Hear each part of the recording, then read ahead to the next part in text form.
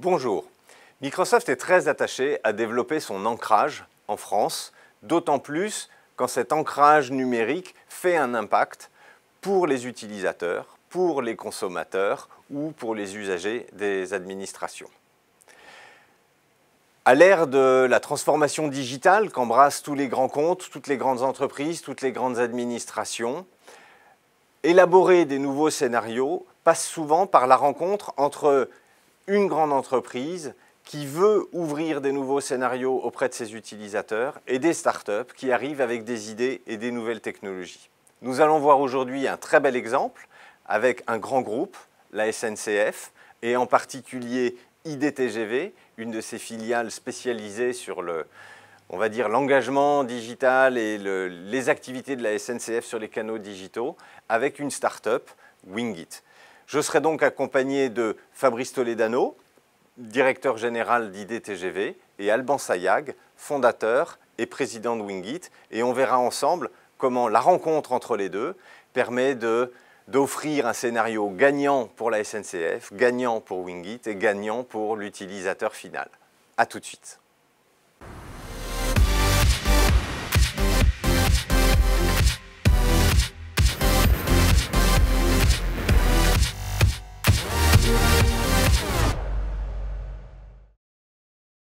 Bonjour, d'abord. Bonjour. Bonjour. Fabrice, tu peux peut-être commencer par nous dire deux mots de ce qu'est IDTGV, marque, structure, quel objectif? Raconte-nous ce que c'est qu'IDTGV. Alors, IDTGV, c'est une offre de voyage qui a été créée il y a 11 ans au sein du groupe SNCF. On dessert plus de 50 destinations aujourd'hui, vers et depuis Paris, sur des trajets assez longs, puisqu'on privilégie les trajets de plus de 3 heures pour une clientèle essentiellement loisir. Et quand IDTGV a été créé, c'est vraiment pour servir de laboratoire de la grande vitesse au sein du groupe SNCF. Et donc, on est très orienté autour de l'amélioration de l'expérience de voyage. Donc, l'expérience de voyage, pour nous, elle commence vraiment depuis la réservation jusque pendant le voyage. Depuis la réservation, où on a un parcours extrêmement simple qui est 100% online, donc soit sur le site idtgv.com, soit sur les applications mobiles. Donc, on est vraiment un pure player. Digital. Digital. Mais également la possibilité pour le voyageur de choisir de personnaliser son voyage dès la réservation du billet. Il peut choisir l'ambiance dans laquelle il va voyager, que ce soit en idée zen lorsqu'il cherche plutôt le calme et la sérénité, ou que ce soit en idée zap lorsqu'il est plutôt à la recherche de convivialité. Digital, personnalisé. Personnalisé. Et personnalisé en plus parce qu'il peut également choisir la place dans laquelle il va voyager à bord du train. Donc ça, c'est important.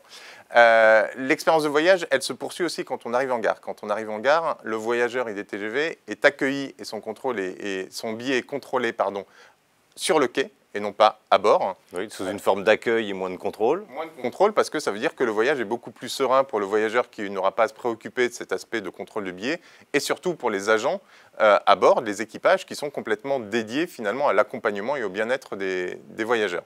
Ça, c'est important. Et dernier exemple, ce qui se passe à bord. Aujourd'hui, IDTGV développe de nombreuses animations à bord, des animations qui peuvent être à la fois du massage, des cours de cuisine, des coachings sportifs, enfin des tas d'animations que les voyageurs n'ont a priori pas l'habitude de trouver dans les trains et qui permet effectivement d'enrichir ce temps de trajet qui est assez long puisque c'est plus de 3 heures. Donc voilà, une volonté vraiment d'accompagner le voyageur depuis la réservation jusque pendant le trajet et désormais, grâce au partenariat avec Wingit, de l'accompagner après le trajet et on va en parler. Alors, puisqu'on parle de Wingit, c'est le moment peut-être de se tourner vers toi, Alban, pour que tu nous racontes un peu l'histoire de Wingit.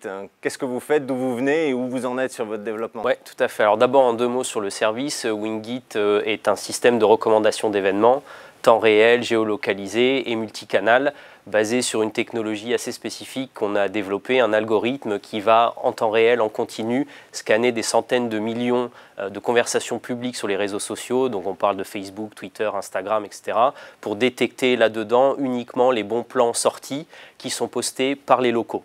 Donc un moteur de social listening qui permet de faire ressortir les événements intéressants et leur lieu. Exactement, avec derrière des techniques assez avancées d'analyse sémantique, de traitement big data, de machine learning sur un back-end entièrement Azure d'ailleurs, sur lequel on va se baser pour fournir la bonne information à la bonne personne, au bon moment, au bon endroit. D'accord. Et sur des événements de nature culturel, spectacle? Alors on a quatre grands groupes, effectivement. On a du culturel au sens large, du nightlife, de la musique et de l'entertainment. Qu'on va pouvoir pousser sur un certain nombre de géographies. Aujourd'hui, on est présent dans 80 villes dans le monde sur 9 pays, notamment en Europe, mais aussi aux États-Unis, avec une communauté de Winghitters, d'utilisateurs qui se rapproche des 500 000 aujourd'hui. Et une offre qu'on dédie plutôt aux professionnels, hein, donc c'est l'objet du partenariat avec IDTGV, qui est une API qu'on a créée et qui permet à d'autres entreprises de mettre en place leur propre système de recommandation d'événements à destination de leur propre audience sur leur support web ou sur leur support mobile. Alors qu'est-ce que vous avez fait concrètement ensemble tous les deux finalement?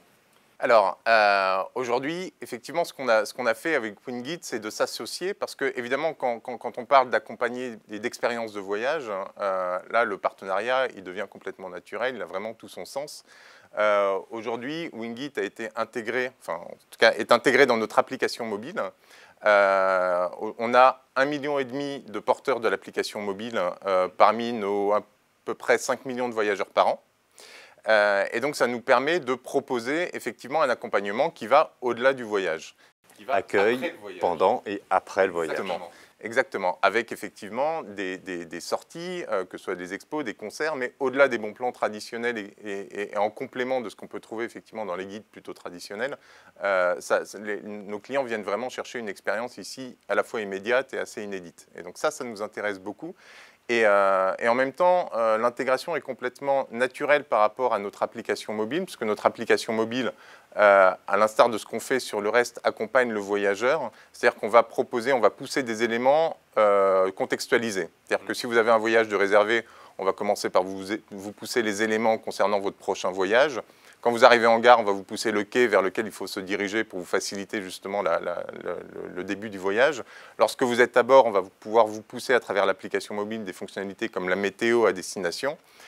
Et désormais, quand vous approchez, non seulement vous êtes notifié, mais vous pouvez avoir accès à l'ensemble des événements qui sont présents sur la destination. Et donc ce qui est intéressant, c'est vraiment ce côté à la fois personnalisé sur la localité vers laquelle on arrive et en termes de timing, puisque c'est exactement au moment où on en a besoin qu'on a l'information.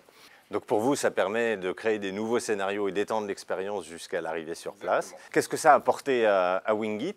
Alors plusieurs choses derrière ce partenariat pour nous. D'abord, je crois de mémoire, avec un peu plus de 4 millions de voyageurs par an chez IDTGV, c'est une formidable vitrine pour le service Wingit qui va être connu de l'ensemble des utilisateurs, qui sont d'ailleurs des utilisateurs très proches de Wingit en termes de profil, mais aussi connu de toute la communauté de professionnels du voyage. Mais derrière ça, peut-être encore plus important, ce qu'on voulait, c'est être capable d'adresser une problématique qui est une problématique d'IDTGV, mais qu'on retrouve chez beaucoup d'acteurs de ce secteur-là, qui est comment j'accompagne mon utilisateur une fois à destination. Et quand on a dit ça, ce qu'on veut, c'est du contenu sur la destination elle-même, mais du contenu qui puisse être cohérent avec notre audience. Et cette audience, elle attend du contenu temps réel, du contenu personnalisé, du contenu géolocalisé et du contenu, comme vous le disiez, qui va sortir des sentiers battus, qui va être du contenu qu'on ne retrouve pas sur les guides touristiques, quels qu'ils soient. Voilà. Et c'est ça qu'amène aujourd'hui la technologie Wingit intégrée dans l'application IDTGV. Donc en synthèse, c'est gagnant, gagnant, gagnant. Gagnant pour vous parce que vous êtes capable d'offrir des scénarios à l'arrivée et à destination. Gagnant pour vous puisque vous y retrouvez en audience et en développement de nouveaux scénarios, peut-être avec d'autres acteurs qui ont besoin de contenu. Puis surtout, c'est gagnant pour le voyageur qui, lui, trouve un nouveau type d'expérience. Et ça, c'est disponible quand, alors? Alors, c'est disponible à partir du 28 juin. Et effectivement, IDTGV, en tant que laboratoire, travaille souvent avec des startups. Et c'est important, je pense que Microsoft a détecté le potentiel, justement, en intégrant Wingit dans son accélérateur, a détecté le potentiel. Les médias ont détecté le potentiel. IDTGV a détecté le potentiel et tout ce que Wingit peut aujourd'hui apporter.